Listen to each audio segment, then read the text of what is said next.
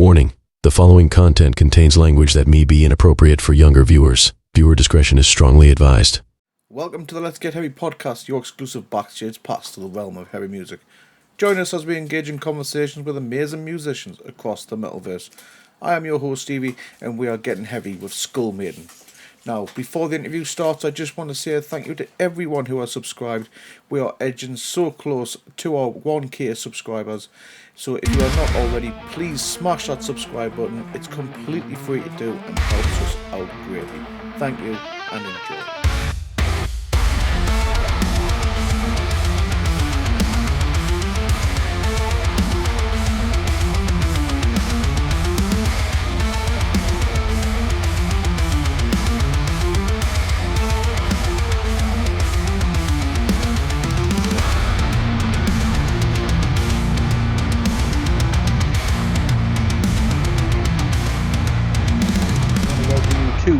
Let's Get Heavy podcast, where we like to highlight bands and try and spread just a little bit of positivity throughout the metalverse. I'm Stevie, and welcome to our show. First of all, before we do get started, could each member introduce themselves, going from left to right, your names, your roles within the band. So we'll start with the vocalist and work our way around. Hi, I'm Georgie. I'm the vocalist of Skull Maiden.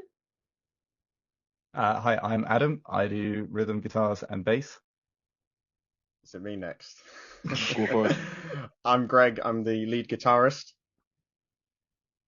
And What I'm yourself, Tom, and I'm the drummer.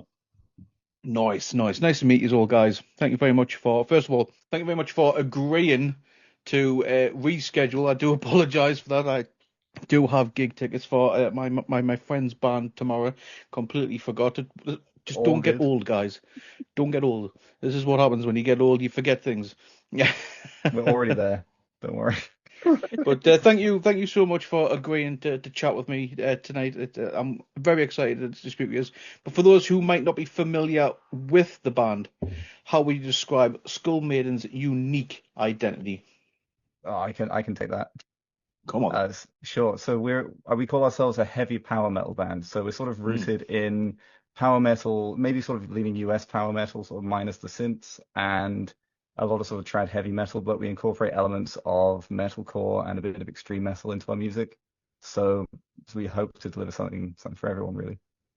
Nice. And King, tell us about a little bit about the history of the band. What inspired you to form? What vision did you share for the music you wanted to create? Greg, do you want to take that?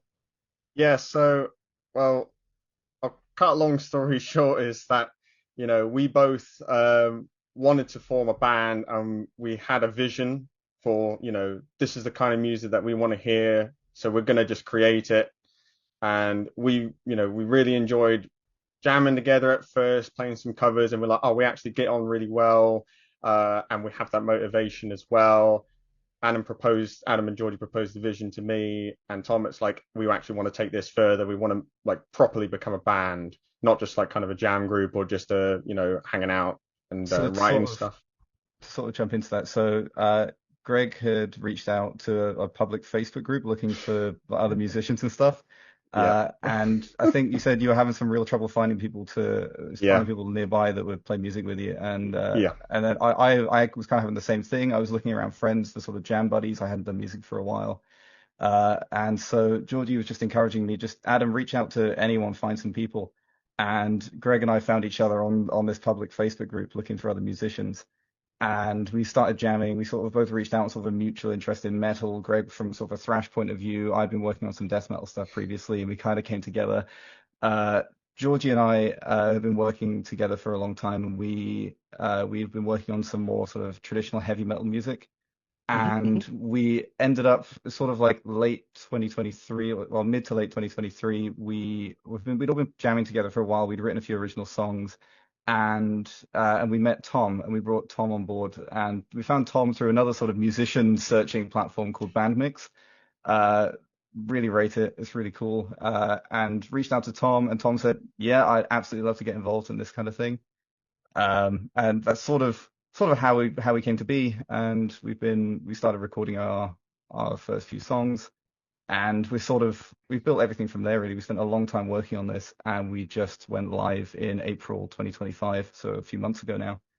And Sweet. everything that you can see has happened since. Excellent. Hey, in the span of a few months since you've released that debut song, I've seen it's like night and day. You know what I mean? It's absolutely insane, amazing to see. I mean, your Spotify is sitting over 2,000 players in such a Yeah. short time, and that's just, you know, hard graft. Because obviously you've took the time. If you formed in 2023, obviously we're in 2025 now, so you've taken your time to perfect it, to polish it. So it sounded mint, man. So honestly, hats off Thank to you. you. Yeah, we really appreciate that. But we are missing a member. Is that correct? Who's missing? No, we're a four piece.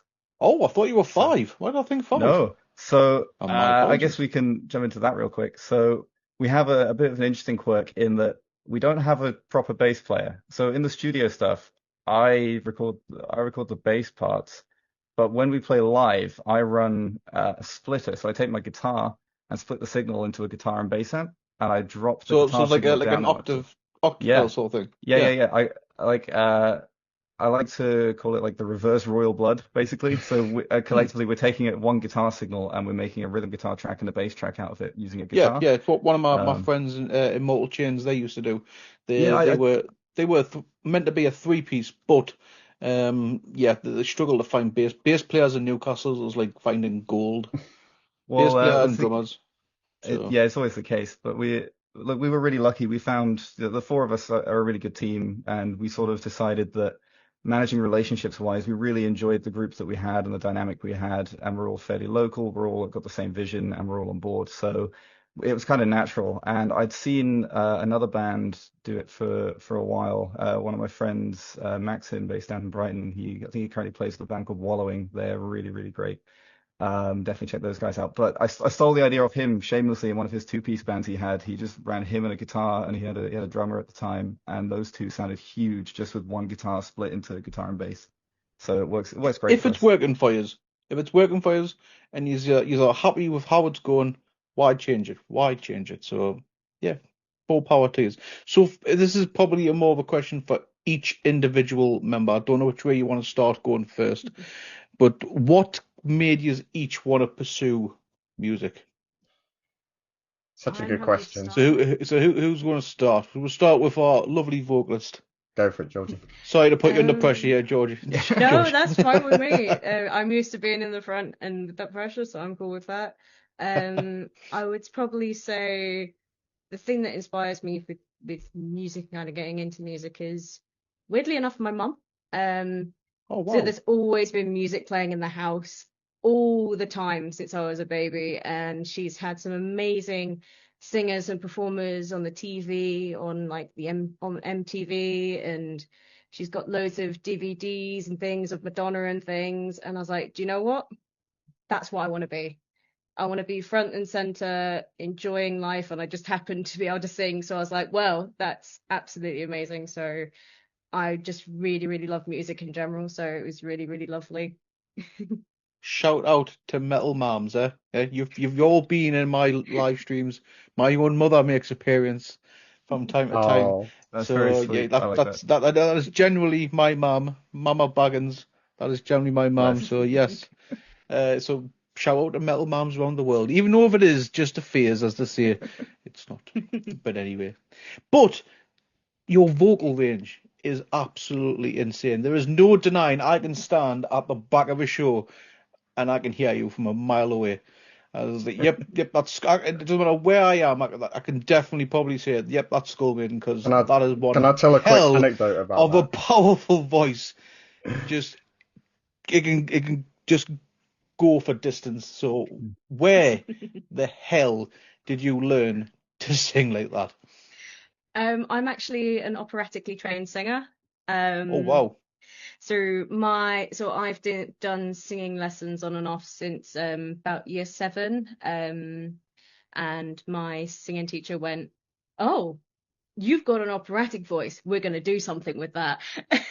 So then I've been operatically trained since I was about 12, and just going for it and maintaining that training is just it definitely helps. And I always find that even though I'm little, I'm loud.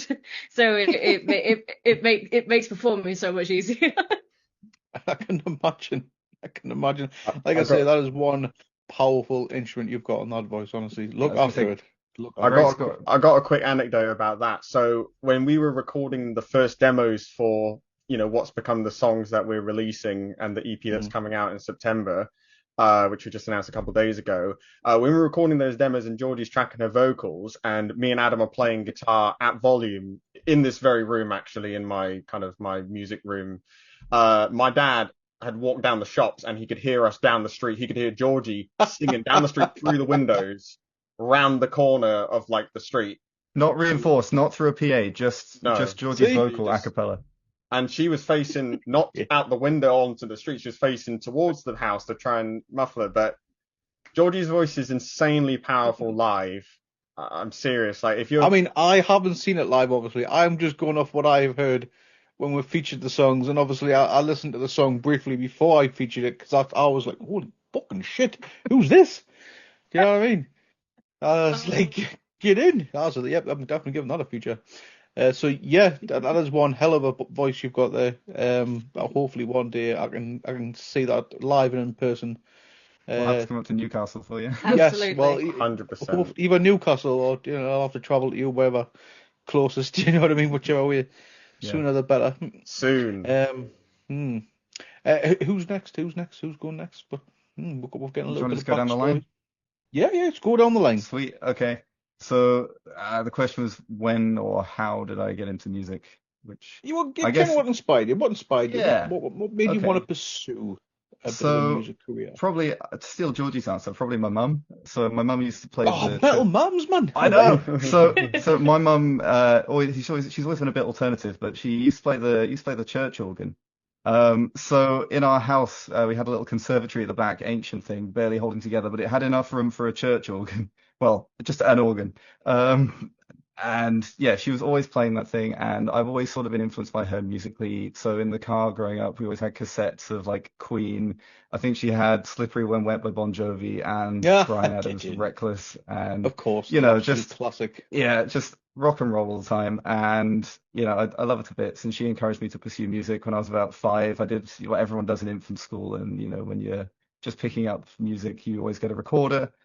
Terrible idea, don't do it. But I went on to play the flute for a bit, and then I think the thing that triggered it is when I was about 11, my mum took me to my first proper concert, which was to see, embarrassingly, it was to see Bryan Adams at the O2 in London, and it Great. was amazing. No I shame, do no have a shame, soft spot for Bryan no Adams. shame. Yeah, love it. Love Bryan Uh, Adams. So being a guitar player now, what I said to my mum at the time, aged 11, was, "Mum, can I learn the drums? Can I play a drum kit?" And she went, "Absolutely not. No way." So yeah, so a bit too loud. So then I said, "Fine. Well, I guess I'll have to have a guitar then." And she went, "Yes, you can have a guitar." And yeah, I picked up the guitar ever since, probably about age 11 or 12, and it kind of fueled my everything really. So school wasn't really my favorite thing to do, and music kind of got me through it. Music got me into college. I went to college to study music. And that's how Georgie and I know each other. So we've known each other for a while now because we were both doing the same music course. Cool. Music's just been a driving force because of that. So thanks, Mum.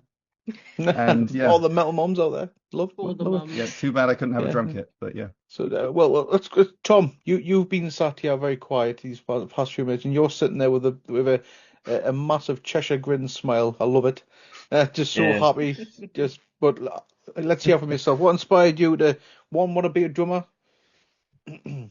Well, actually, me being a drummer was kind of the bane of my mum's existence. It's mums again. Oh wait. So at first, I was playing the piano, and I mean, That's like, quite a I change. kind of was, yeah, I was, and so, but one of my friends at my school, we used to be able to go to the practice rooms and play the electric drum kit. And I was like, oh, I want to give that a try. That looks fun. And so I asked mum, and she says, no, get your grade 1 piano. So I got my grade 1 piano, and then I kept on asking, and it took a couple of years before she finally said, yeah, all right, you can have drum lessons. And then, so I was just practicing like at the lessons in school, and my drum teacher calls her up one day and goes, well, no, he's really quite good. He kind of needs an not an electric, drum kit. And so I got an acoustic drum kit. And she was kind of like, oh, he's going to give it up in a year.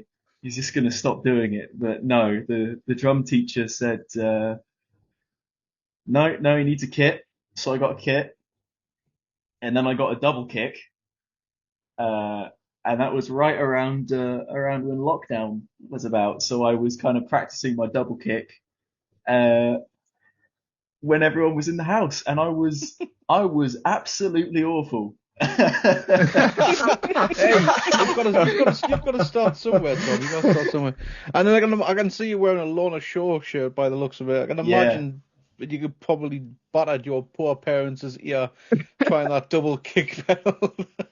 I wasn't that quick. I actually started with the song that got me into double kick was Avenged Sevenfold, Nightmare. That song with Mike Portnoy on it, and it's kind of just been downhill from there in terms of the noise complaints. But in terms of fun, I absolutely love it. It's great. And to anyone coming to our live shows, Tom is smiling the whole time. He loves it, and you can. It's just as well he's not in a. It's just as well he's not in a black metal band. No, wouldn't fit. Wouldn't fit. Just a black. I can just see it with the corpse paint, the black and white face corpse paint, and just massive grin. Just so happy to be there. I'm too blonde for it. No, that's. No, I'm not dyeing the hair. No, That's like not for that. Oh dear. I'll be brilliant though to see. Just think it'd be great. Pay Oh, money to God. see that. And Grug, sorry, I'm sorry. Don't hurt us, please. That's an inside joke for anyone outside watching us back later on. Sorry. Okay. You're going to call me that on the Greg. stream now, and people are going to be like, Sorry. you're going to disseminate that, and people will be like, Yes, but they don't know what your name is in Twitch. It's gonna be Yeah, they don't Get actually- Heavy Law. yeah, oh my God. You haven't announced yourselves of what you go by on Twitch. Well, I know one of you I is don't called want to. Brown, but which one? Yeah, so I'm Brown195. If you watch the Get That's Heavy you, stream, I'm Brown195. See, and- now you've just outed yourself. Yeah, so, yeah. Long story, not relevant right now. But yes, talking let's start with about- yourself, Greg. Yeah, so mine's kind of actually hearing everyone's, again, we talk about this a I was lot. just about to say, let us guess, Love it. it's your mum. It's both my mum and my dad. So I get a lot of my music influence from my dad. We kind of talked about it when I first joined the stream, and you were playing Mark Knopfler. I'm like, is that Mark Knopfler? Freaking love Mark Knopfler. Dire Straits is one of my favorite bands. I'm such a huge fan of dad rock. So growing up, my dad is a huge 80s fan, 70s, 80s, loves it. So Eagles, Dire Straits, Bryan Adams, George Michael, in the car like non-stop all the time. James Taylor, all these brilliant, musicians, rock musicians, a lot of pop as well. So like Madonna, like I said, George Michael, the Beatles, Led Zeppelin, the lot. My dad loves all that kind of music. So growing up in a music-filled household with that. My mum likes that same kind of music as well, but my mum really encouraged me in the sense that she was kind of the financer of the whole thing. So just to kind of go into my musical journey, just summary, it's a long story, but summary. When I was a kid, in the house that we rented, there was a really old grand piano. The owner didn't want to get rid of it, and I would just plink away on it. It was completely out of tune. I remember one of the first songs that really inspired me to start learning music was "What a Night," September '63, I think it's called, by Frankie Valli and the Four Seasons, and it's that intro of dun dun dun dun dun dun. Can you still play that? No, but I obsessed over that riff, that piano riff. It's that melody, and it's just that really was a huge start. Then discovering the Beatles, through my dad, and when I was about 6 or 7, I was listening to Yellow Submarine on repeat all the time. I just loved that chorus, the catchy, the "We all live in a yellow submarine," and the chords. I was most interested in the chords. I'm like, what is that noise? It's a guitar. I want to learn what that is.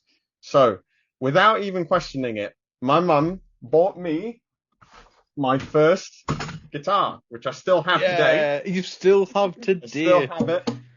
Still play it all the time. And she got me to take guitar lessons. But the thing was, I was like 6 or 7 years old. I wanted to do like a proper chord, like a proper full bar chord. And my hands are like tiny, and I can't even grasp anything. So I go to the guitar teacher, and he's like basically trying to explain to me, like a 6 or 7-year-old kid, you can't play chords yet. Your hands aren't big enough. And so he's like, why don't we play the melody? How and dare you? I will not listen to you, guitar man. Yeah, I will do what I want. I was like, oh my gosh, I won't ever play guitar. And he's like, well, you need to get older. I'm like, that's years away. Exactly. So Odds on. You need to get old. See, everyone told me, learn when you're in school. If you want to play a guitar, learn at an early age in school. Just get after school, like guitar lessons, blah blah blah. Now the little projects that they do. I don't know if they did them in your area, but here they did like after school like clubs and stuff, guitar clubs, etc. But they say that's the best time to learn. It is, and I mean all the guitar greats, you hear them, and they're like, I started learning when I was like 10 years old, or like Adam learned when he's 11, and Adam's an amazing guitarist, and right? But don't put yourself down, Adam. Made me learn. You're a beautiful man who plays a beautiful guitar, right? He is beautiful. But basically, so the guitar teacher said, why don't we learn Ode to Joy? It's like ding, ding, ding, ding, ding, ding, ding, ding, and I'm playing out of one string, and I'm like, this is terrible. I'm not into this at all. I want to be a rock star. I don't want plinking away on these little things. Dropped guitar, like gave up. Started playing drums. The guy at the music shop. We down all the play road was drums. like, you want to play drums? And so then it was like, I can actually play like AC/DC, just fall on the floor, and I'm just a kid, but I can play it, even if it's a big kit and it's full sounding in the soundproof room, and I love that. Play that for years. I think I did up to like grade 3. The reason I didn't continue with drums was Mum refused to buy me an acoustic kit. Same with Adam, refused to buy me an acoustic kit. I guess I'd go back to guitar. So still had the same guitar. A bit older at this point. I think I was like 11, 12, 13. So I could actually fit my hand around the neck now, and I could actually play some stuff. But then school got busy, and I dropped it again. So I didn't play guitar for years. And then college time, I really started to get into music. So started getting into punk rock, like Green Day, Sum 41, Blink-182, and again, those like really catchy songs, All the Small Things, In Too Deep, like the melodic intro to In Too Deep, and the guitar solo. I mean, I was like, okay, this is awesome. Dad got me a starter Squier Fender kit. I don't have the same guitar, but you're not going to pull that one out of frame. I sold that. I upsold it. But anyway, long story again. But those songs are actually quite accessible. All the Small Things is only 3 chords. It's like that, right? And then obviously a bit more. But that was really accessible. They got me into it. Then around uni time, one day went on Spotify, Mix for You, Metallica Master of Puppets comes on. Oh my God. I'm like, and it's so tight, it's so fast, it's so accurate. I'm like, oh my God, I got to learn this. I spent 6 months, for you guitar nerds, I spent 6 months learning the intro down picking riff Master of Puppets on a Fender, on a Squier Strat, like 100 quid Squier Strat. It sounded terrible. I was terrible, but it was a trial by fire. And then I found Megadeth, like the second song on the metal mix. Is that a pun? A trial by fire? Yeah. Jump in the fire, right? No, literally. Finished learning Master of Puppets after like 6 months of playing straight, got really into Metallica, Battery, Ride the Lightning, Creeping Death a lot, and got some real chops and like upskilled. Holy Wars comes on, and I'm like, I can't play this, but I want to learn it so bad. I toiled away at that, learned Tornado of Souls, Lucretia, like Rust in Peace album, Peace Cells, all that. And then I was like playing that, didn't have many friends who were musicians, unfortunately. I had like a co-worker, but he was like not 100% into it. And that's at the point I put the message out. I was like, I want to join a band. Didn't know anyone. My manager, my mates, my family encouraged me, just put a message on a Facebook group. And it sat there for months. No replies, nothing.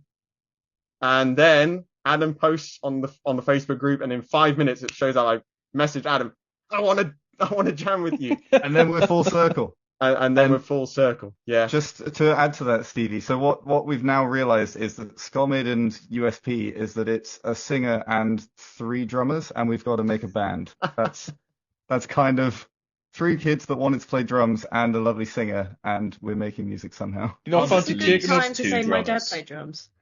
Do you not fancy taking up drums, Georgie? No, but my dad played drums, so. No. There you go. Bongos at least. Hey, I have never played drums in my life. Hey, I had to pick up bass, like, on an open mic. Hey, can you play bass? Well, I can play guitar. You can play bass. Then here you go. It's these chords, and I can play bass now. Wow. It's exactly the same as singing. You should hear me in the shower, Georgie. I mean, yeah. Don't catch us on a karaoke night. But so we're getting to know a bit long-winded, we've getting to know a little bit about each member. Then thank you very much. But back onto the band side, Skull Maiden. How did you come up with the name Skull Maiden? I'm being pointed at. I have to admit, one of my skills is coming up with band names. I have named most of the projects that I've either been a part of or known about, and I just went, how about Skull Maiden? Because I like Iron Maiden. So I was like, I kind of want to steal the Maiden bit a little bit. Likes a bit of Iron Maiden. So we were just looking for, like, as a group, something that evoked kind of what we sound like, I guess. Maybe sort of trying to lean into a bit of like a horror-y or a medieval-y kind of, it's something that would scream, that's a metal band, and they're not necessarily an extreme metal band, and they're probably not super cheesy either. Just something, something nice and in the middle, and I think it fits quite well. And Georgie sort of has a natural talent for those kind of things, so we sort of stuck with it. Nice. Apparently, if you do ever get stuck for band names, anybody, use the game Destiny 2. Or Georgie. Or George. Man, there's two options. Yeah. There's so many Georgie cool or Destiny 2. names, concepts, things in that game. It's brilliant. There's a band from the Birmingham area called Knowing Hunger. And that is a weapon out of Destiny 2. And when I spoke with them, they were like, yeah, every weapon virtually in Destiny 2 is a metal band name or a metal band song. Brilliant. Yeah. I love that. I think metal bands are normally just a big collective of dweebs anyway. Like my favorite band, Bolt Thrower, just Warhammer nerds. Do you know what I mean? Like, yes, definitely. Couldn't agree more. If you're Warhammer fans as well, yes. What do you think's in all those boxes? Yeah, that's all Warhammer.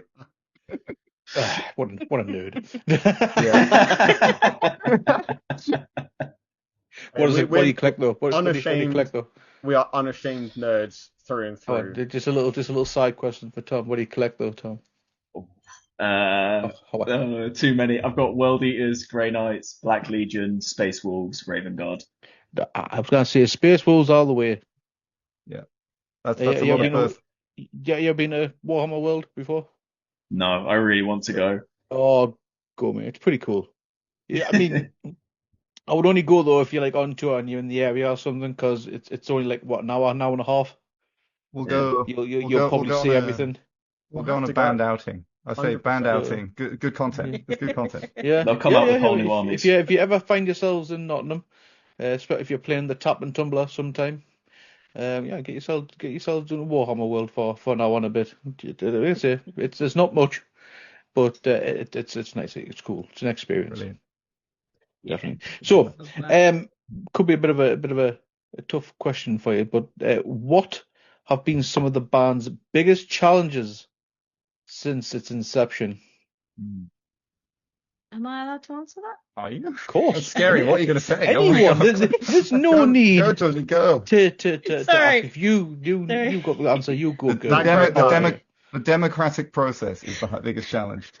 Genuinely, our biggest challenge is not kind of communicating enough a little bit, but I think we've kind of fixed that now. So you mean like within the band itself? Yeah. So we're all, I have to admit, as people, I think we're all quite lovely, and we all are so complimentary about each other. But then when we kind of struggle with things, sometimes we didn't know how best to combat that. But now I have to admit, I think we're really damn good at talking about things. So it's basically trying to just managing relationships of having 4 people that you really like and then having them be together all the time and have to deal with lots and lots of disagreements and like trying to write music with everyone's ideas, and it's just managing the relationships, right? That's got to be a really common thing in bands. So I can totally agree.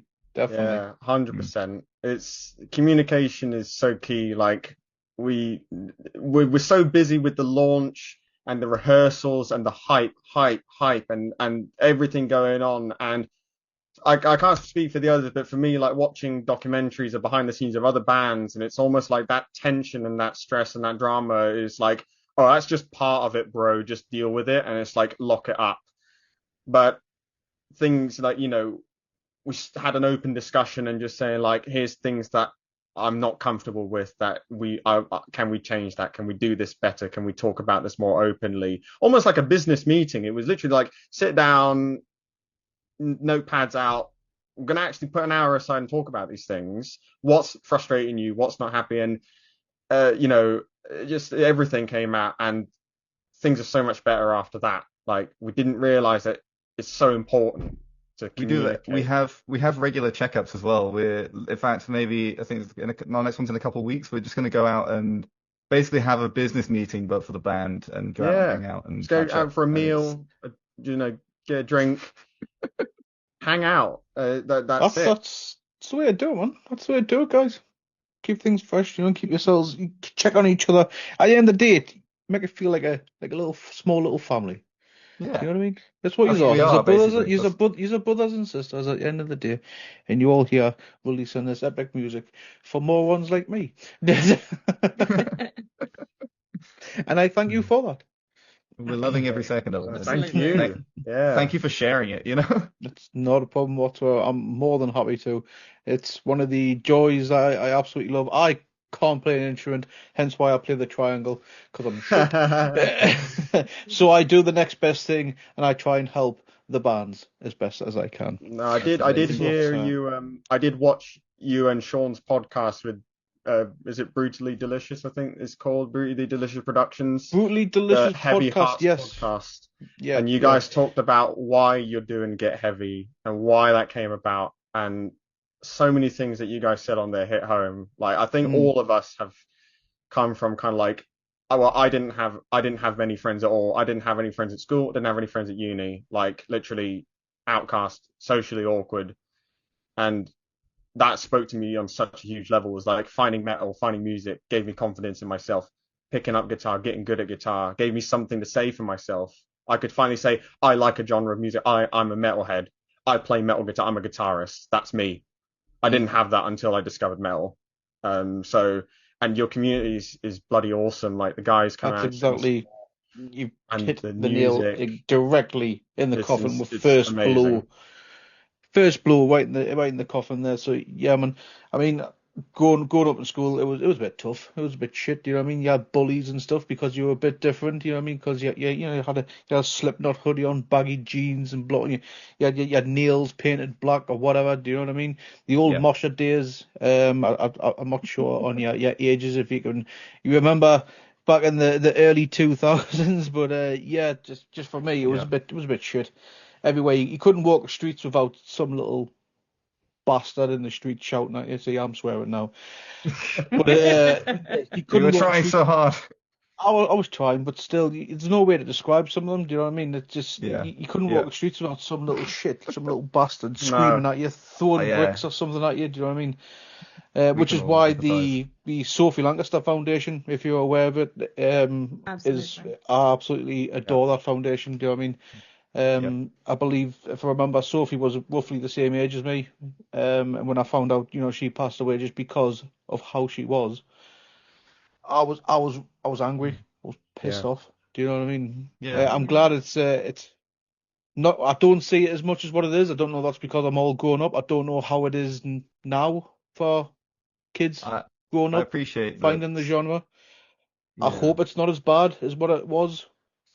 I don't Um, think It's so. still a great outlet socially for Yeah. people that don't quite fit in. That's kind of the magic of metal and alternative music in general, right? It's well, that's Such a it. great outlet. it's definitely a lot Um, more open. Don't I hear interviews are like, in the 90s or whatever, like if you listen to metal, it was like Satan, devil and all this taboo, but it's definitely not anymore. I mean, I see people walking in the street of Metallica, Slipknot, Hatebreed, the lot. Like, yeah.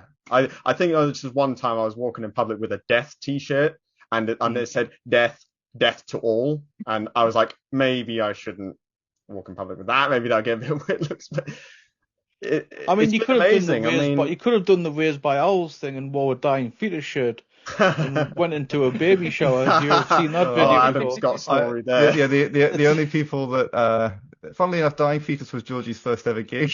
Yeah. We Oh, went to. really? Wow, that was your first. What an introduction into gig life. Yeah, I know. Genuinely, I absolutely love Dying Fetus. I didn't listen to metal music until I met Ad. And then I started listening to it and it kept going, do you have anything heavier? Do you have anything heavier? And then he showed me Dying Fetus and I went, oh, I like this. And then, then I was they just were about to say, after playing. Dying Fetus, have you got anything heavier? How heavy can we go? You just Like need that one of ground note. So one of Georgie's sort of gateway songs into metal was Future Breed Machine by Meshuggah. Oh, wow. Great. Okay. Yeah. Right. See, at least I eased into it. You know, So I it's started with weird that Meatloaf and Queen, and I went from there. That didn't just get there to there. straight in the deep end. Oh That. God. So basically, Georgie's an extreme metal person at heart, right? That's I am such an extreme metal person at heart, but it's one of those things where every metal genre always has something in the heart of it that's always the same, which is community and love, and I love that. So I think that's kind of what makes us as a band kind of fun is our influence from different subgenres of metal while presenting it under the umbrella of this sort of traditional heavy or power metal kind of flavor, like that's kind of our style, but there's influences everywhere. We have a lot of songs that we're working on right now, obviously unreleased, but we're really, really, really leaning into a lot of techniques that I would classify as extreme metal stuff. We have blast beats, we have a lot of like tremolo picking and stuff like that. We've got weird like right hand guitar rhythms. We're mixing sort of clean and harsh vocals. Georgie's doing her operatics and stuff, which can get quite high and extreme, and it's really interesting exploring all that stuff and wrapping it up into something that is quite, easy to listen to. We have a lot of people that aren't metalheads coming to us and saying, I'm not really into heavy rock music, but yours is nice. I like yours. We're having friends of friends of friends say they like it, right? So you lose that family factor of people that will support you, unconditionally, and you sort of reach this audience of people that wouldn't normally consume metal music, and we're getting a lot of positive feedback just based on what we have out now already. Dude, So that's kind of our aim, really, is to deliver that. one of my proudest moments recently is after the gig. My dad was just humming to me, like I think he was in the kitchen. It was the day after he was making lunch or whatever, and he was humming our songs. And my dad, I said, he's like, what are you listening to? Oh, I'm listening to Metallica. What's Metallica? Like he doesn't know metal. He doesn't know anything about metal. To him, it's all noise. But he was humming our songs, singing Georgie's lyrics, air drumming like on the countertop to Tom's drum beats, and just like and he's doing a little head banging as well. And he like genuinely loves our music, which is insane. Was that a little proud moment for you? 100%. To see your dad do like I said, like my dad's all Eagles, dad rock, that Dire Straits, all that kind of stuff, clean stuff. Like he sometimes when I'm practicing and he walks in and he's like looks at me, like peeks around the corner and he's like plugging his ears or whatever. He's like, turn it down a bit, son. A bit loud. You can do the voice. You can do the voice, Greg. Oh, my dad's Scottish. He's like, as soon as Skull Maiden comes on, turn it up. Crack it to 11. Yeah, oh, he loves it. He loves it. Honestly, it's so, it brings me to tears, really. Like, oh, that's buzzing. He loves it. He supports us so much. I just say, guys, I'm absolutely loving the vibe from you guys. You know what I mean? Absolutely, it's just you're happy doing what you're doing. Yeah. Just keep doing what you're doing, because I kind of you've been around me stream a couple of times now, And you probably have learned, I can't stand negativity. I can't be bothered with it. I just want to promote bands. I just want to have a good time and just see like that. Adam, just a big Cheshire grin, smile, happy as Larry.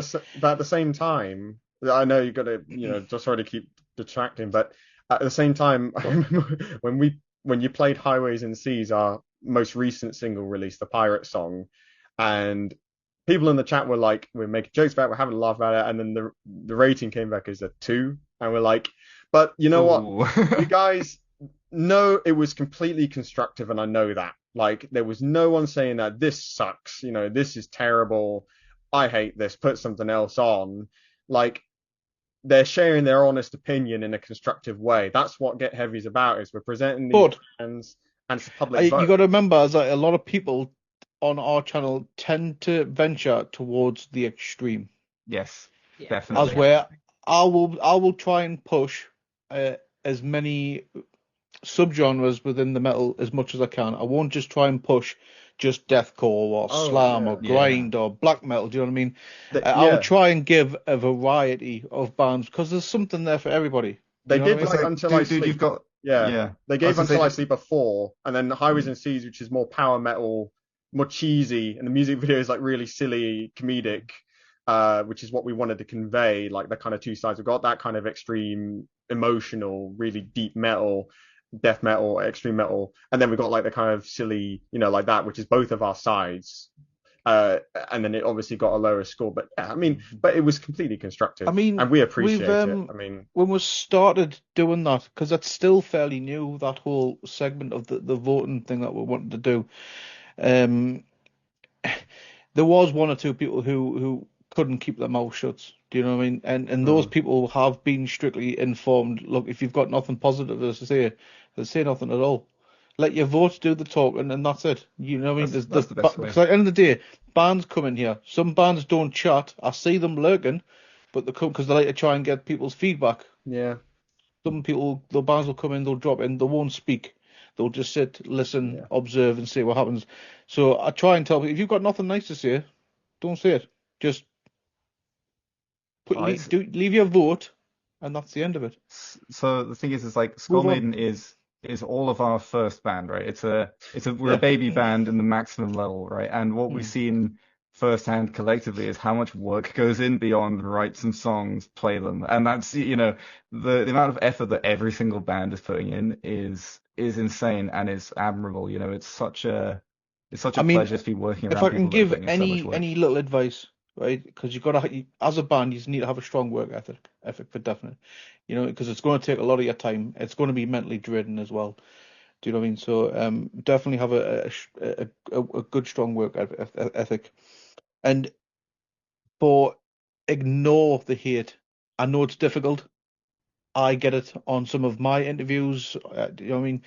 It's difficult because you'll probably see positive comment, and then that's just that one negative that comes in. That one negative that comes in, and Tom has a good story. He has one comment that really got in there. Yeah, there's a YouTube short out there on the Skull Maiden YouTube channel where I am playing in a field before the Until I Sleep music video, and one guy has commented that snare sounds awful, and I haven't been able to shake it. I'm constantly thinking, does my snare sound good? That's point proven right there. On that short, how many positives did you get? That's the only comment on the short. Sadly, yeah, but collectively among all the other ones, we've had good feedback, right? It's just that one comment meant that at the start of every rehearsal now, Tom is tuning his snare drum for 10 minutes, going, "Guys, does it sound good now? Does it sound good now, guys?" No, honestly, Tom, ignore them, because I get it all the time as well. If you go and check the comments on some of my videos, I get it a lot as well. Do you know what I mean? So it's just, you got to drown it out, or just leave them, because I think which one it was. I think it might have been Paul Diano from the original one of the Mayhem singers. So when I interviewed him, I think one of them just left this one comment, I think was just shit, and I left them a passive aggressive 4-paragraph return comment. See, the thing is, it's not even worth your time at that point, though. That's the thing. If you leave it there and just go, like, thanks for your feedback, dude. Everyone has their own opinion. And the problem is, it's so easy to just leave hateful comments, and then you can just close the tab and run away, turn your notifications off. Just, and there's no need for it. If you're not happy, just unsubscribe. Unsubscribe. Scroll on. Someone bloody will watch it. whatever, if you don't like it, don't bloody watch it. Exactly, mate. I mean, people got stuff going on in their personal lives, and they want to vent. Sometimes I think people. I think that sometimes I generally don't think, because I notice when they are negative, right? It's never that real face on that comment. With us, it's like some sort of like it's a football player or I'm sort of with you. background with us, or I was like, are you even a real person? Or if they're a musician, then they don't have any video of themselves playing. It's like, you're crap. Can you play a triangle like me, bitch? Can you play that? Like, hello. Let's see you fucking shred on the fucking triangle there. Okay, but genuinely shredding on the triangle, I'd actually quite like to see. Yeah, sorry, Stevie, you got to do that now. No, man, it just wouldn't work. I'm sorry. You're putting us on the spot. We'll build up to it. I feel pressure. Not used to playing live in front of an audience. I'm just used to playing in my bedroom alone. Or in the shower. Anyway. So we are getting slightly off topic though. When we're here, you've released 2 banging tracks so far, guys, in my opinion. Highway Seas and, of course, Until I Sleep. Let's start with Highway Seas. It has a distinct feel. What were you aiming for in terms of its musical composition and production? Shall I jump in on the production side? You absolutely can. So I think between us, we're all, at least the majority of us are a big fan of a band called Ailstorm. Everyone's heard of Ailstorm, right? And I think we were sat in Greg's room where he is now, and Adam was right there, and Georgie was right there, and I was sat right Greg here was where he's sat with one of those guitars. So we were messing around with a riff that wasn't quite gelling. It was a bit kind of glam metal-y, a bit Def Leppard, and it wasn't quite right. And just by changing the rhythm, just when you sat there noodling and playing around with an idea, and we landed on a rhythm that just immediately screamed, "This is a pirate metal song." That main riff, when you click play on our song, instantly you get hit with the bass slide down, the big open chord, and then that main riff starts playing. And you hear it and you just know it's going to be a pirate song. You just do.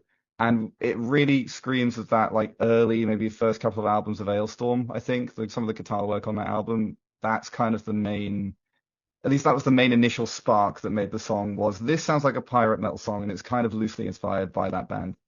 And it sort of expanded from there. Georgie has a real talent for lyrics, and she just wrote this. I mean, this is frankly brilliant. I feel you should add an accordion in there. I don't know why. I just feel you should add an accordion in there just for feel.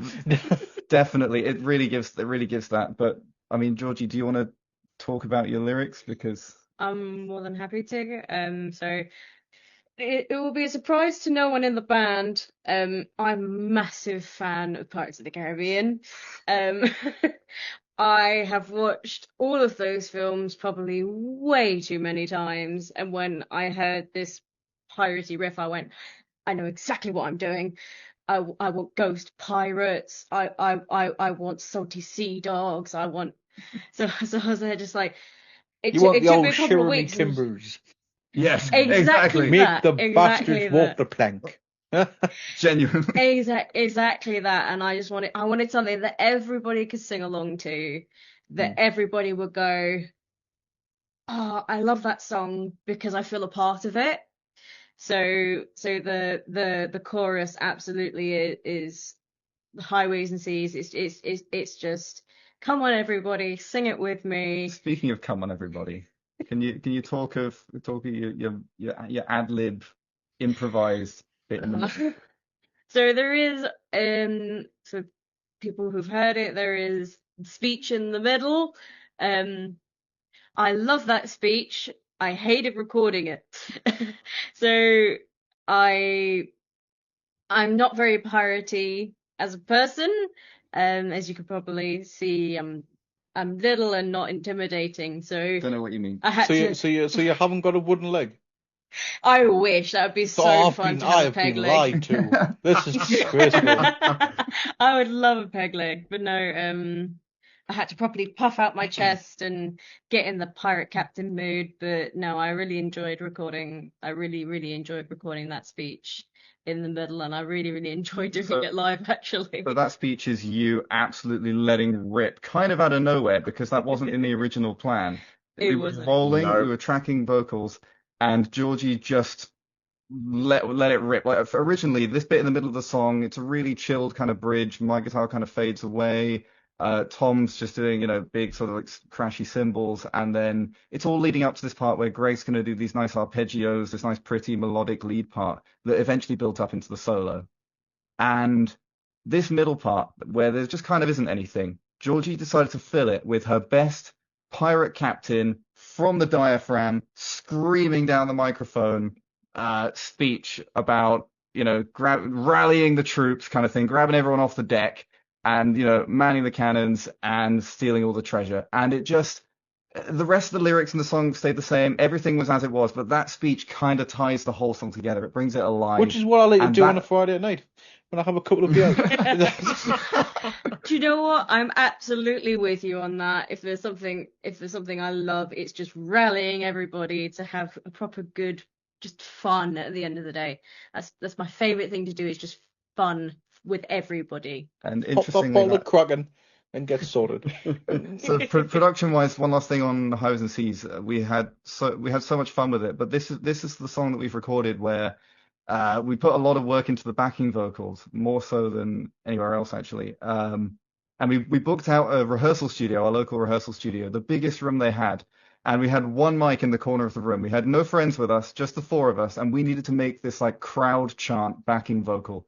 And I remember being at college studying music tech, and I asked one of my lecturers just offhand years ago, like, how do I record, a crowd of people when I only have myself or a couple of people? And he said, set one mic up and put it in the corner of a room, and just stand in different places, record 1,000,000 takes. So what did we do? We took that to the literal extreme. Some of us standing on top of the table next to the mixing desk, some of us on the drum riser, someone right in front of the mic, and we must have done like 10 or 15 takes of this thing, and we're standing all over the place in ridiculous places, and just really maxing out like headphones into extension cables and trying to get everyone as far away as possible and as close. And we recorded this big, choral kind of crowd chant as the backing vocals, and I think like that last chorus, it's all of us together, all of us, and about 4 or 5 layers of all of our voices together.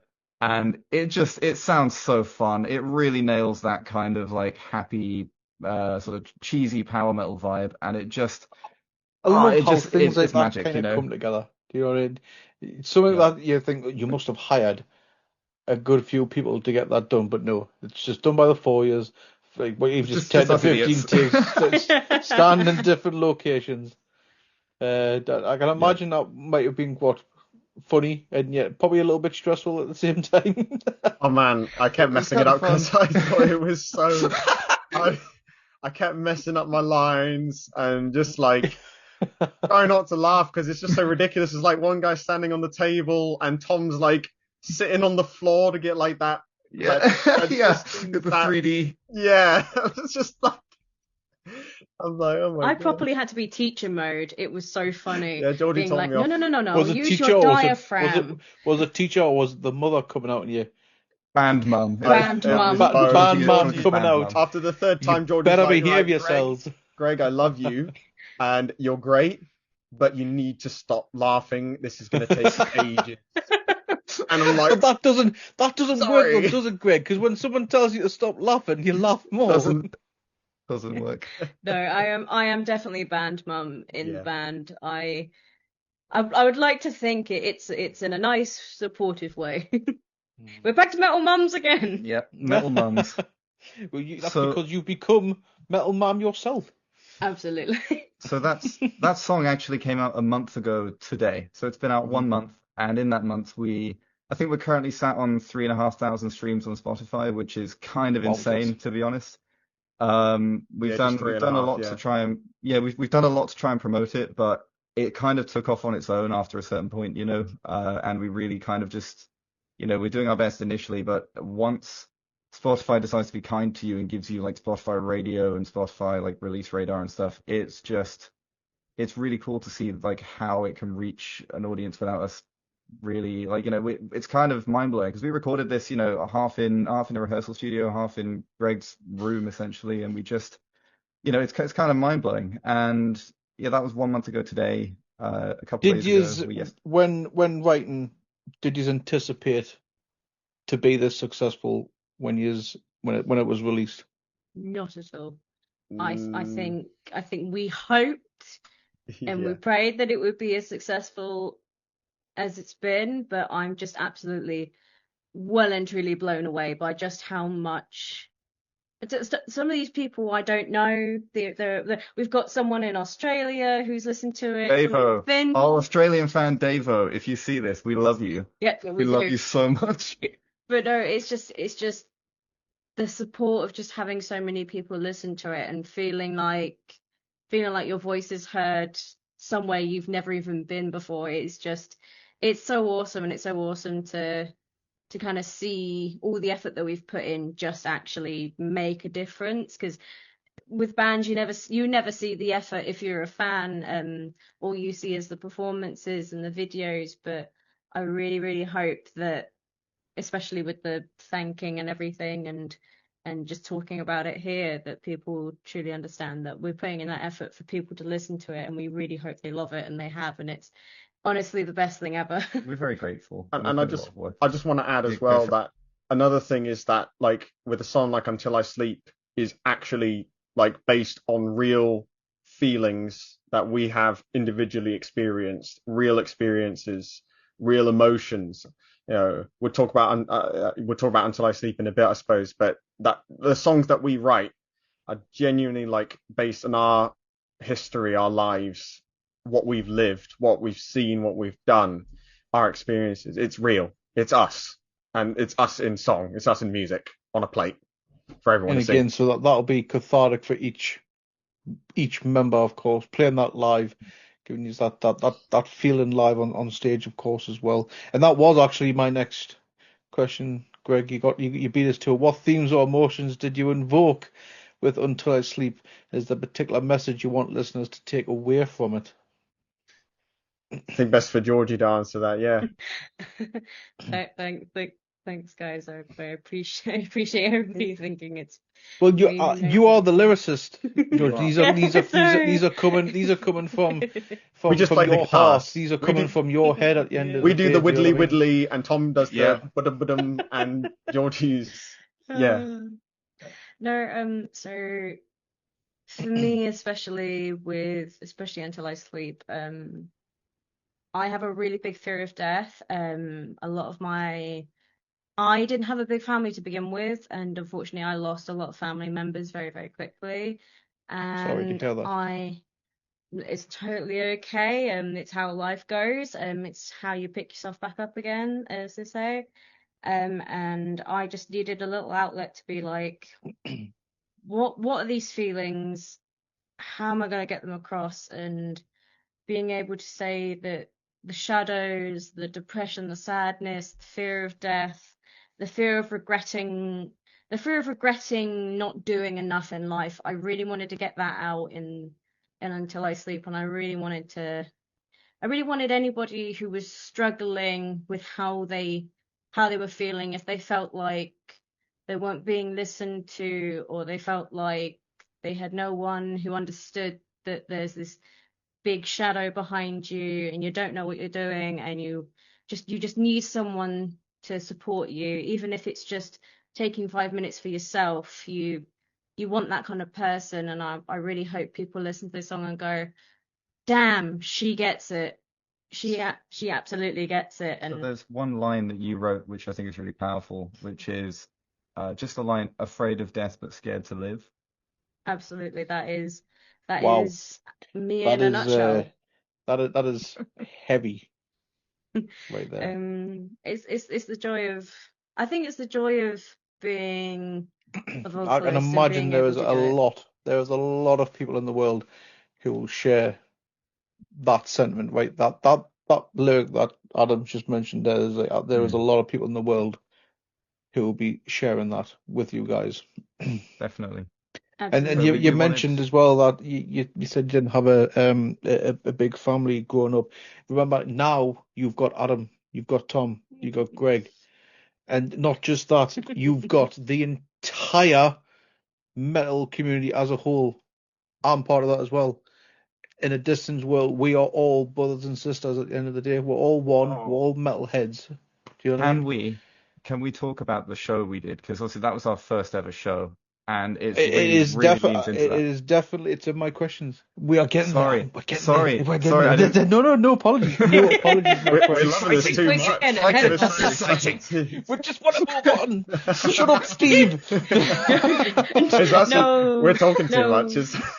Sorry. No, but honestly, we love talking about stuff, because at the end of the day, I love this community so much. I love the fact that you can essentially write a song about struggling, and people genuinely will go, oh, it's not just me. And then you have this community, this amazing community of all different people, of all different places, and you just think we're all supporting each other. And I love it so much. And I don't think anything in my life is going to be as awesome as just knowing that there's people out there who feel better from listening to us. So Georgie, our fabulous singer, really lovely singer, amazing, brilliant. The thing that really, really, really makes her get all in her shell and really shy is when she sees all these lovely videos of people running around their kitchen humming and whistling to our song, or Yeah. people reaching out and saying, "Oh my goodness, she's amazing, her voice is lovely." And you're kind of getting used to that, aren't you? You're really struggling to get on I'm board with so not used to it. The amount of times I've cried tears of joy, I'm doing it now. I'm an emotional person at the end of the day, and it genuinely, I'm tears of joy all the time, just because there are so many people who've been so supportive, and who are listening to this, and seeing just the proof of them listening to it and being like, no, I really like this. And I'm just like, are you sure? Are you sure? And then them being like, no, I'm sure. It absolutely brings me to joyful tears. The proof is in like excellent. my dad knowing the melodies and the lyrics to our songs, and he's not a metalhead. Like Adam mentioned, that was one of my close friends. She and her whole family have listened to it, and she sent me a video of her kids doing karaoke of Until I Sleep, and they're like 9 and 12, and they're kids, and they've listened to our it's so song. wholesome. They get our song. They love our song, and I was like, oh my God, that's, to me, like, that's proof that it's hit home, that people understand. See if you can get them to join genuinely for a get song. it. That'd be pretty cool. That'd be sweet. Oh, absolutely. That'd be pretty cool. Pirate Shanty. That's what we want. Yeah. Yeah. Highways and Seas Part 2, maybe. Yeah, maybe. I'd just like a re-recording or a revamped sort of thing. Do you know what I mean? Everyone does like a 2-song release, Yeah. but they'll do like a different version.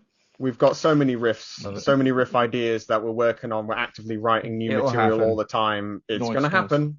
We love that kind of thing for sure. Oh, so I know Adam's getting eager to talk about that first show experience. We're getting there, my friend. We are getting there. We are close. We're I'm close. eager too.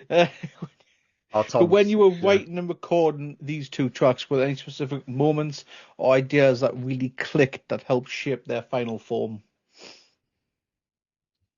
I've one. I've got an idea, which is when we were recording the solos for these songs, especially Until I Sleep. Until I Sleep is one that we've had a lot of, not battles, but we've gone back to it many times Oh, over the God. months, because if you remember what we said earlier, we debuted in April 25 and we launched with Until I Sleep, and we really were working together as a 4-piece since September 23. So that's a long window to have an idea of how a song sounds. and then spent like over a year preparing and rehearsing and recording and getting artwork done, photos, filming, etc. And so over this time, Greg, being an amazing, wonderful lead guitar player, he's always coming back saying, guys, look, I've reworked the solo. I want to change this. I don't like it. I've heard that the solo we recorded is old. It's not me anymore. I have a new idea. And if we flash back to when we recorded that, that solo is a really, really, really good example of what I would describe as recording magic, kind of the recording process being part of the art, part of the product at the end of the day, where once you hit record and you play something in and you stop recording, that kind of exists now. So we, Until I Sleep was the first song that we recorded together, and we were all sat down on the floor just outside of frame in Greg's camera. We were sat there. We had a mic hooked up to his, I think at the time, was it a Marshall valve state we were recording through? It was a Marshall valve state, yeah. So we had a Marshall valve state mic'd up, and we had a DI signal, so a direct signal split off totally clean, so we could reamp it or add an amp sim or whatever later. And our wonderful producer handled all that, and he's done a lovely job. Josh, JSR Audio in Belfast, lovely guy. But anyway, we were recording this in Greg's room, and we must have done maybe 5 or probably up to like 10 takes, right? It was less than 10, but more than 5, yeah. Yes, it was a lot. But frankly, for some people, that's nothing, right? But the bottom line is we captured a good take pretty early on. And it sounded like most of the way there was an odd harmonic you hit right in the solo, and you didn't mean to hit the harmonic, and it just it's like the second note. I didn't mean to do a pinch harmonic. It was like a slight pinch harmonic, but not. Cut the recording. I'm like, Adam, can I re-record that? He said, no, that's the one. No, Adam, exactly. It's not clean. I don't like it.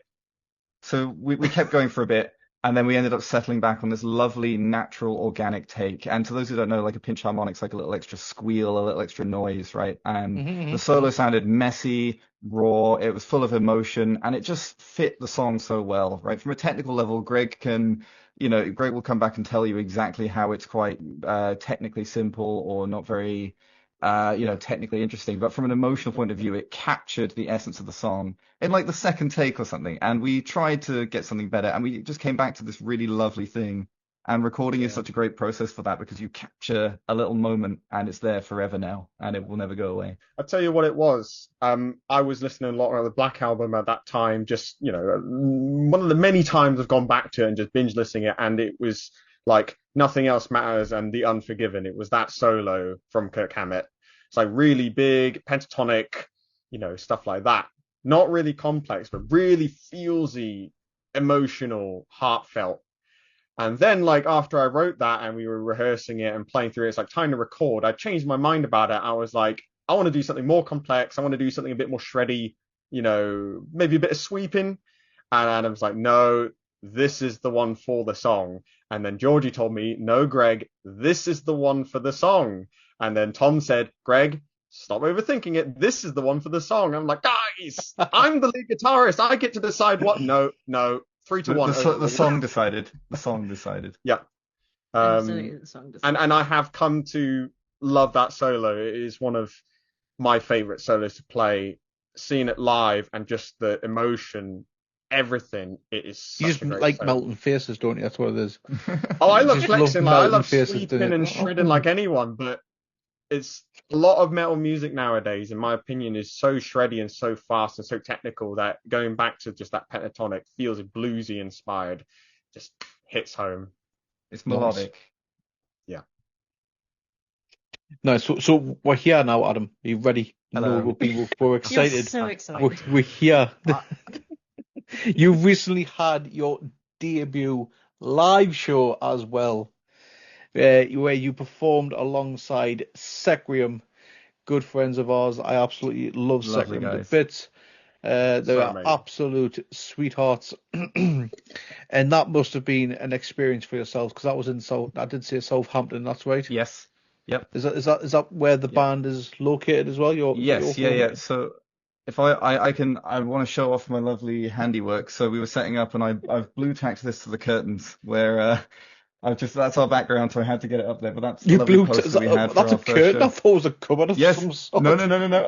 I've blue tacked it to the curtains just to get it in frame. But no, we had our lovely first show.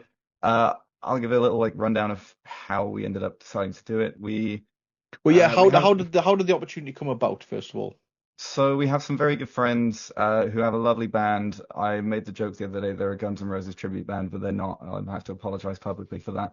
They're a lovely hard rock band based in Brighton called the Rattlebacks, and they've kind of been our analog for like how to be a local band properly, right? And we were speaking to them, and they've always said like we like to book our own shows. We can, we can book the venue, we can reach out to bands, we can put it together, and we can make sure everyone has a great time, and we sort of do it on our terms. And we thought, well, if it's our first gig, we have no gig history. No one knows what we're like, whether we're a bunch of assholes or whether we're nice people. And, like just, do you know what I mean? Like so we decided, look, let's reach out to some local venues. So we decided our first gig has to be in Southampton, right? We're based in Southampton. We love the music scene there. So many great bands.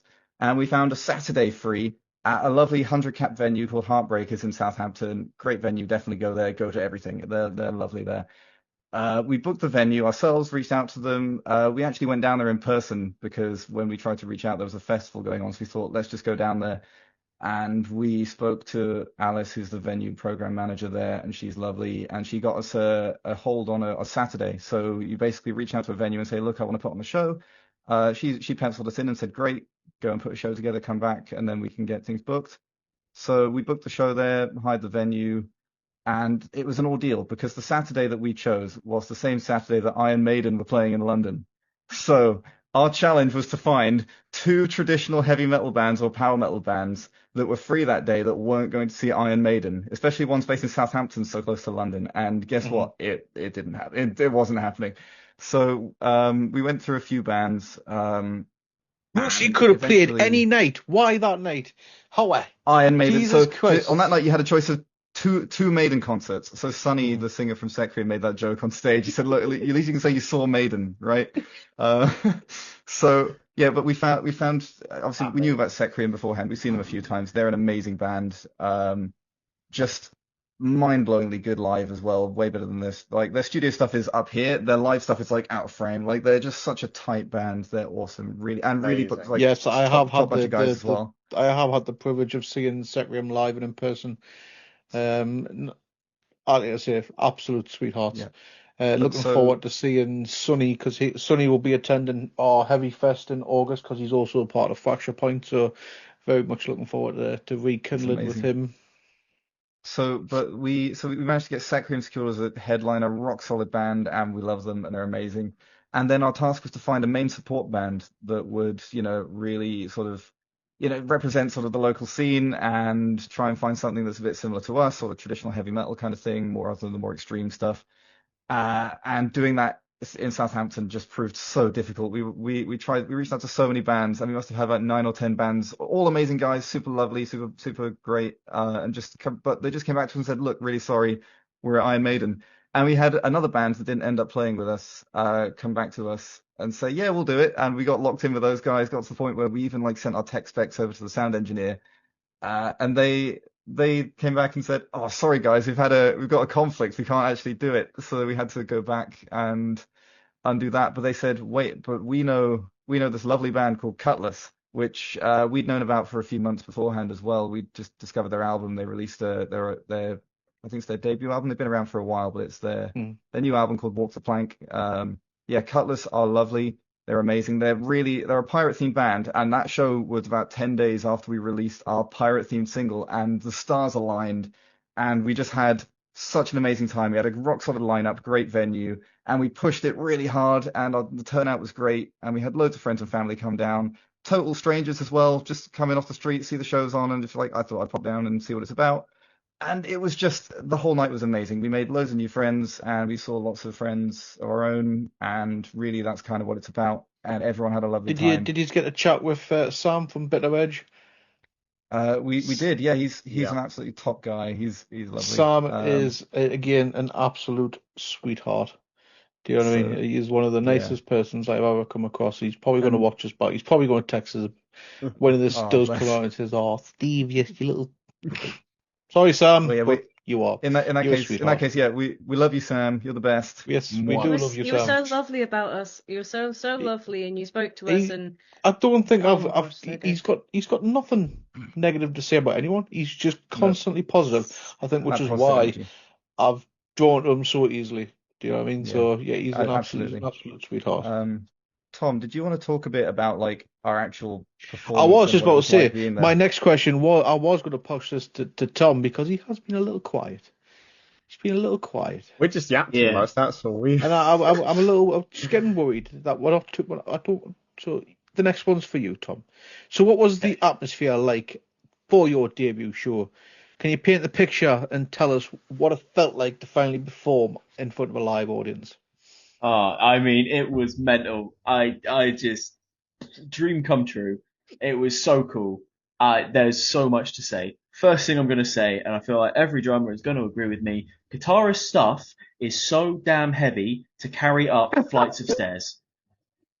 Adam has a 27 kilo speaker thing that I had to lug up this tiny staircase because he doesn't pick it up, and I'm the drummer, and I hit things, and I have to carry it. And also, Tom, Guitarists- you're ripped. You Yeah. are hench, right? Later. But guitarists, just let the drums load in first, and then we'll help you. I can't carry it. My pretty little guitar thing Georgie's got the hardest job here. She's got to carry the microphone. She's got to carry the band. Very true. Yeah, she does carry the band. I do sit at the back and do absolutely nothing, which is kind of what I've been doing in this little interview. But it's what I'm used to. But I mean, so you're there and you're absolutely terrified. All the bands show up and you're talking to them and you find out they're all lovely people, but you're still absolutely terrified. And I mean, I remember just being starstruck by Sean's kit. It was such an honor. Being the drummer from Sequium, right? Sean, the drummer from Sequium. Yeah. Sean's kit is very, very impressive. I mean, I have a big kit myself. Like my acoustic kit is big, but I mean, just playing on that was such a treat, and it so cool. And then, so I'm kind of lost for words seeing him set this up with the biggest, I mean, just grin. I was just so happy. I mean, stars in my eyes, just so excited and also terrified because suddenly it became the stage. Yeah, I did. Yeah. Especially with that kit. But I just the nerves before, but I don't know. When he played Newcastle, I don't think he could bring the whole thing with him because the venue that when I saw them was a venue called the Little Buildings, and it is literally Does it live up to its name? It is literally what it lives up to. It is literally a little building. It's a cap of what I say 60, 70, I would say. It's literally you've got the stage area, which could only fit Sean's gear.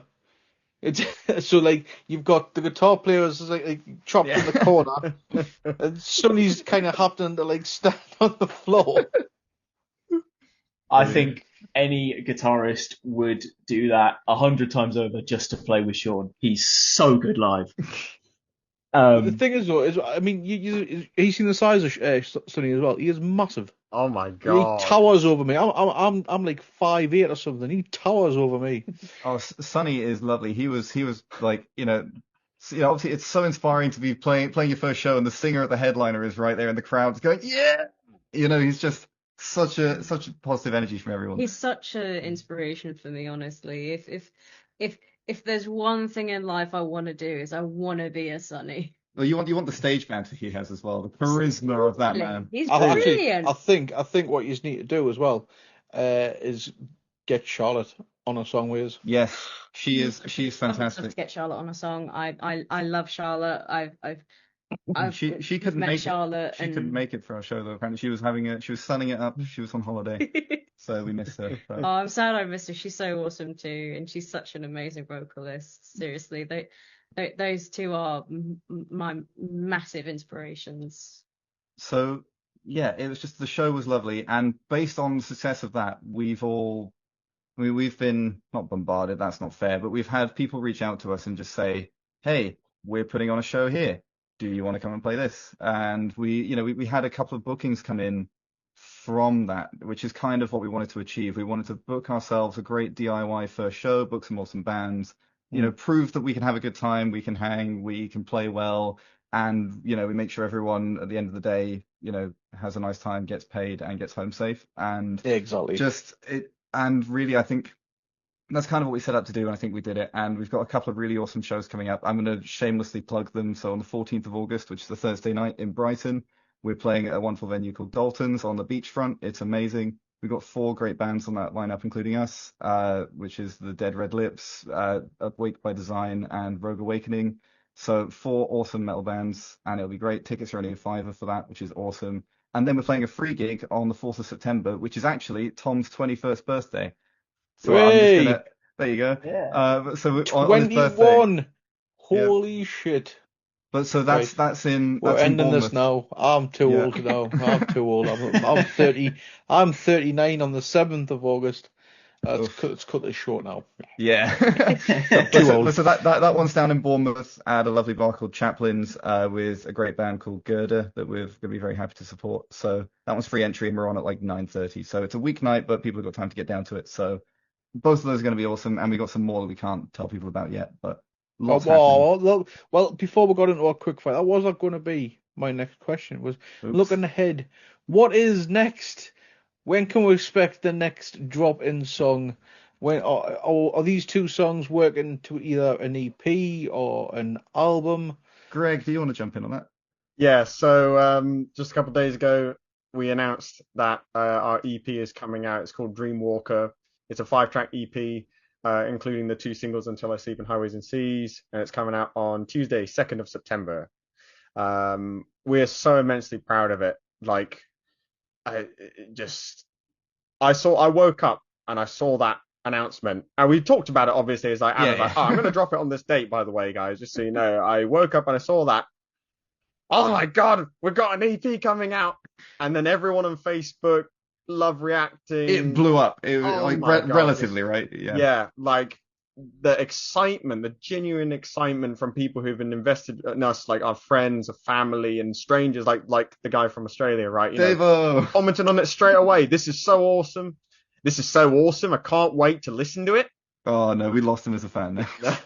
Sorry, Davo.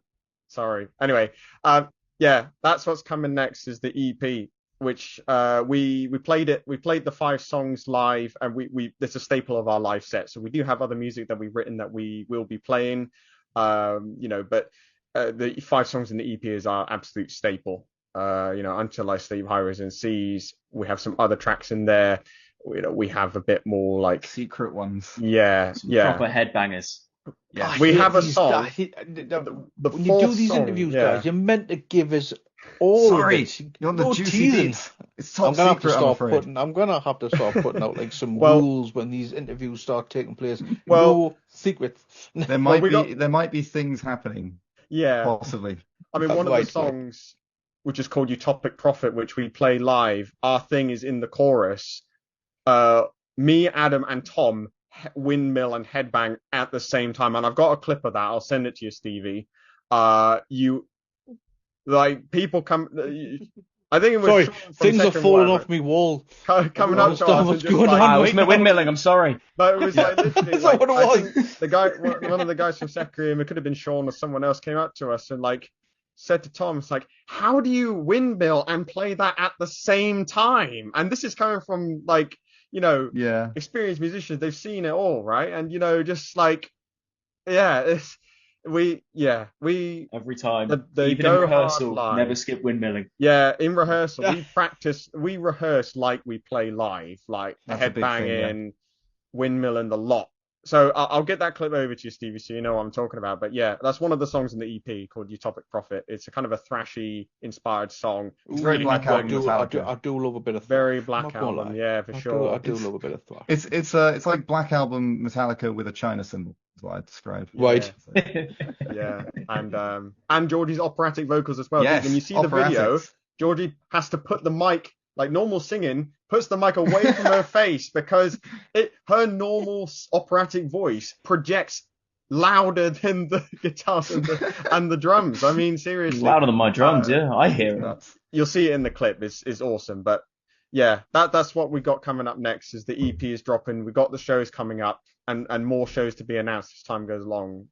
It's all going so quick, and it's a roller coaster, and we love it. And then once it's all out, we have to start recording album, I guess. You know, chapter 1 of the EP is like, you know, the initial kind of finding our feet chapter. It's sort of our era of we already have ourselves. with the EP being 5 songs, we actually already have, I want to say, another 5 fully written songs that we will be playing live, rotating in the set. For anyone coming down to the Bournemouth gig, we're doing a 40-minute set, so we'll be playing everything we got, including this unreleased material. And I've got a folder, like 100 riffs on my phone ready. Like, I was just about, are you throwing any covers in there? No, not at the moment. No cover, just originals. No covers, just originals. So far, we're sort of focused on the original material at the moment. It's not like a, you know, never say never, but I think it's really cool that the priority being the original music means that when people come and see us, they're not going home thinking of another band right now. The majority of you have been in our live stream. I want to see a pirate version of S Club 7 Reach for the Stars. It could happen. We have jokes about doing pop covers before. We've joked about doing I've never heard what I want more put into words. I want to do silly covers all the time, but these guys do an ABBA one apparently. We joked about doing an ABBA one. Tom's game. Dude, we love Feuerschwanz, that German power metal band. We love Feuerschwanz. Oh my god. Yeah. They did Gangnam Style recently. We want to play with those guys. Good. Feuerschwanz, if you're watching this, we want to play with them. Please. Dude, yeah. Right, guys. Well, this part of the interview, got about a couple of quick fires just to kind of wrap it up for ourselves. And as I briefly touched on before we started, because I'm from Newcastle and our lovely home, and Greg, you share a name with this person, kind of. What is your Greg's order? Greg, what is your Greg's order? We'll start with you. It's in your name. Love a sausage roll, love a steak bake, but my go-to is the 4-piece pizza, or I think it's the 6-piece. Sorry, it's the 6-piece pizza combo, because it's like £9 for a massive pizza. We're talking like Domino's large pizza, 15 quid. And I mean, this Greg's pizza it tastes great. It's really like, it's a genuinely good. And you can polish that off by yourself. Yeah, you would be shocked. Yes. Well, I am shocked because I have no disrespect. I have half for lunch. How? I just have to look at that. You know what? And I'm putting weight on. People at work are like shocked when I walk up. Like, I've picked up the delivery order and I walk down with my box of pizza, and they're like, "You're not going to finish that all." And it's like, well, I typically don't eat breakfast. Don't judge me. I'm kind of, I don't really eat breakfast. I mean, me and my family, we do do practice a bit of fasting. We do believe in that kind of on the health side. It's helped me lose quite a lot of weight. The health side. So you can say the health side, so then I can gorge on a massive oily pizza, which is like 3,000 calories. Yeah, but it's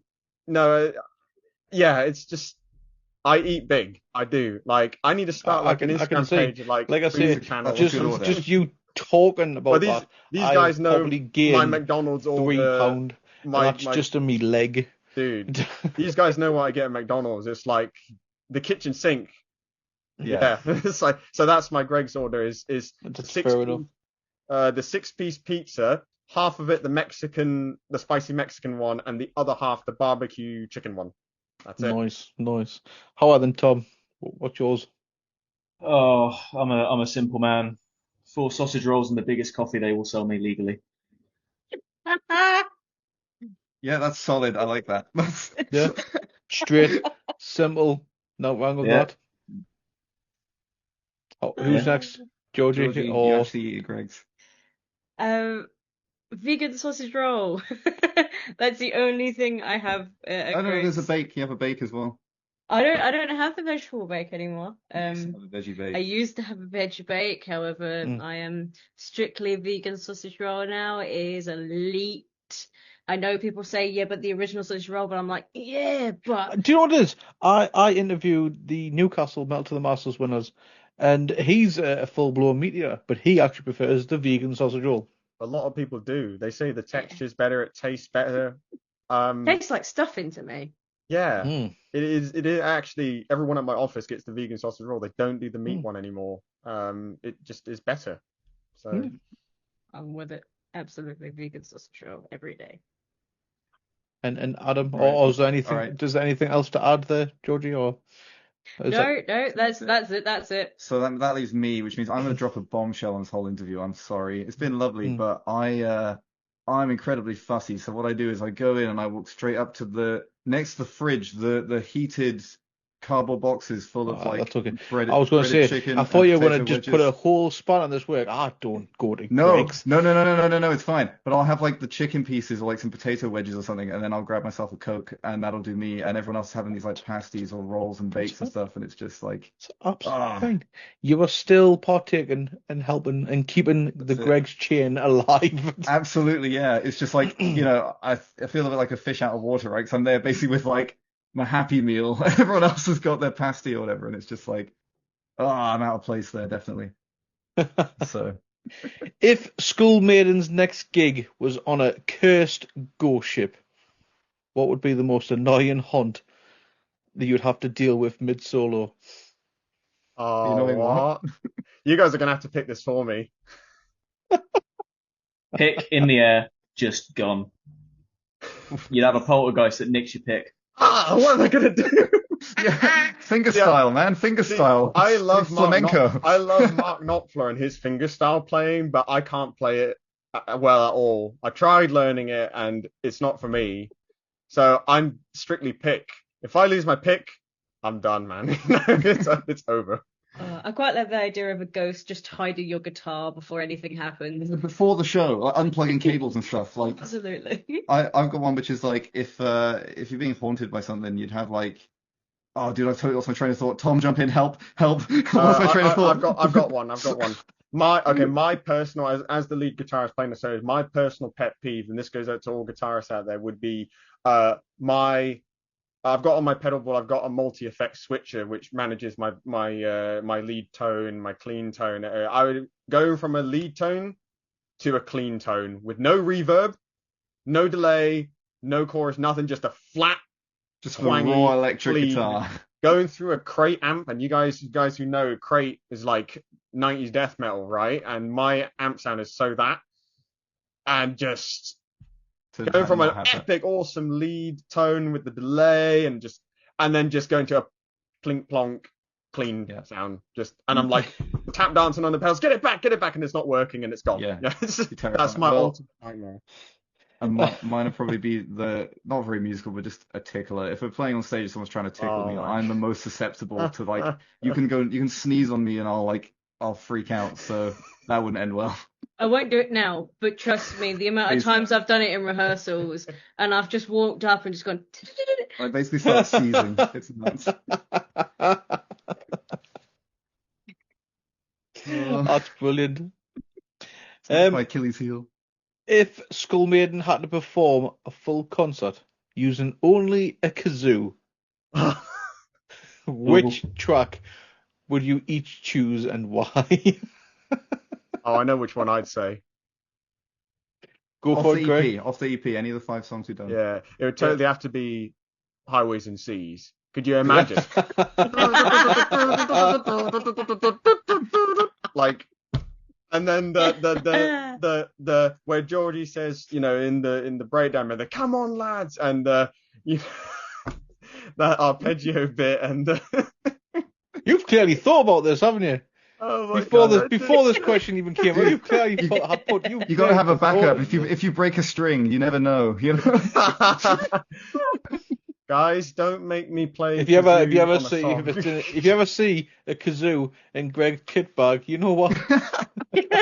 Back up. Oh God. Anybody else?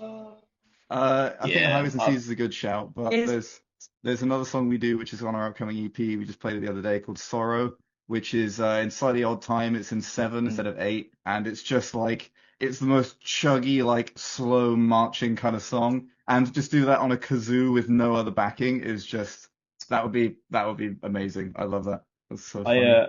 I don't know if I could play it, but I feel like the challenge, the final song on the EP, and the final song that we always end every set on, that doing that one would be Yeah, that would yeah. be the biggest challenge.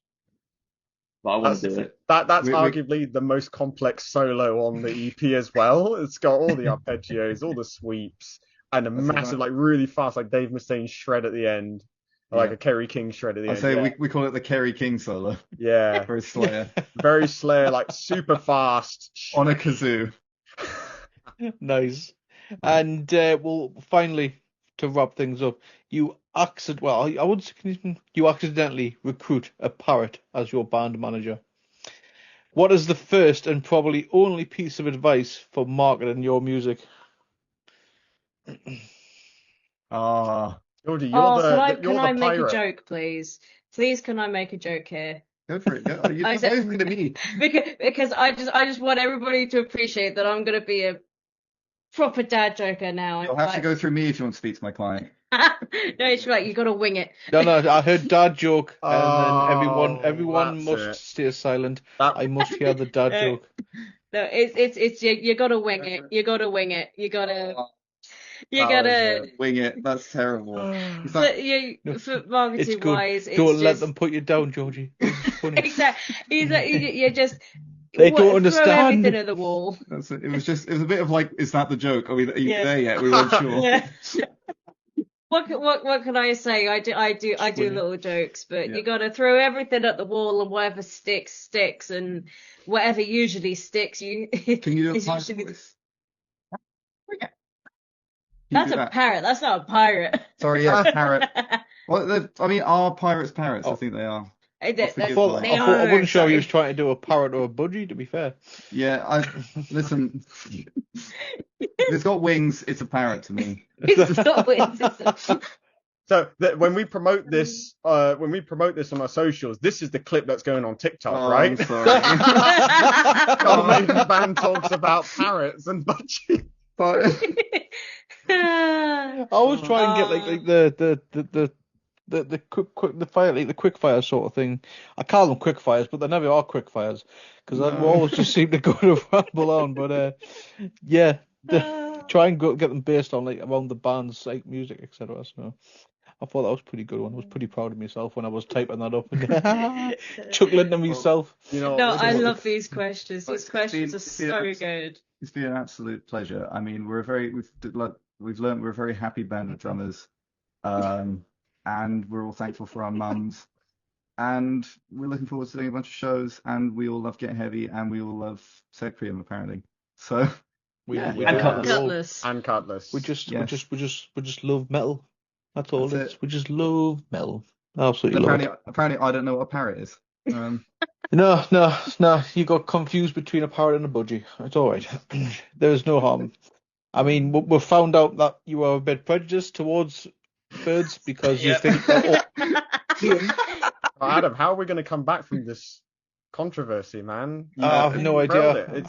It's As far as scandals go, Yeah. if that's the worst it's gonna be, yeah, I'm happy. They don't have Can I- thumbs to type. Skull in. Maiden is now cancelled Can by I the say I'm bird leaving the community. band, guys? They're leaving the band.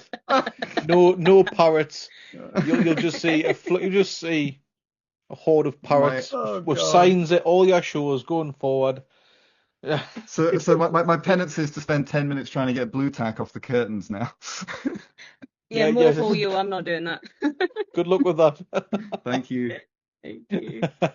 Hopefully it's not. It's easy, man. It'll be fun. Okay.